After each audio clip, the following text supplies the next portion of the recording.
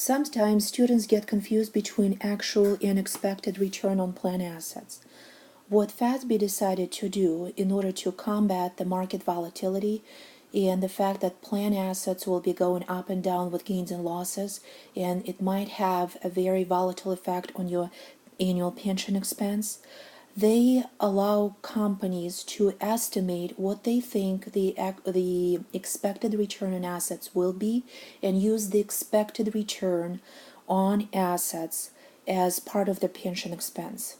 Again, you will be using expected return on plan assets. How is that done exactly? So in my example, your expected return on plan assets is 10%. 10% of what? It's actually 10% right here of this amount. So I expect 41,000. So my expected return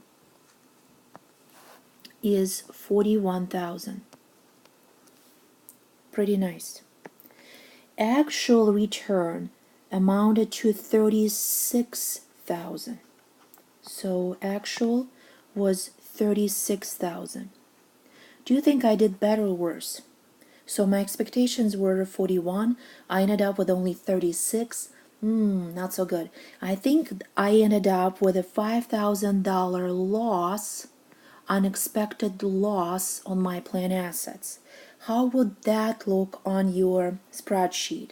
Well, first of all, to exaggerate it a little bit, you must always use actual return in your plan assets. There's no way you can show up in your pension trust and say, let me book a 50% return that I expect with my Rosie's glasses on. That's not going to happen. So this one is always actual. Always actual. On the other side, up here, as part of your pension expense, you will put expected return. Expected return. And in between, there will be that loss due to the unexpected loss that you received. How do I know that this one is a loss? I made it to be a loss up here. I made that calculations and then I put it as a debit because my losses are debits. Losses are debits and gains are credits. Again, take a look at these two boxes. You have an actual return as a credit to pension expense. Why? Because it will reduce your pension expense. And also it corresponds to this debit nicely. And then you will put an unexpected asset gain or loss.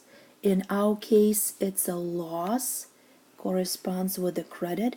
And if you look at this box together, a credit and a credit will magically give you $41,000 worth of expected return. I hope it makes sense. Practice it a couple of times and you will be just fine.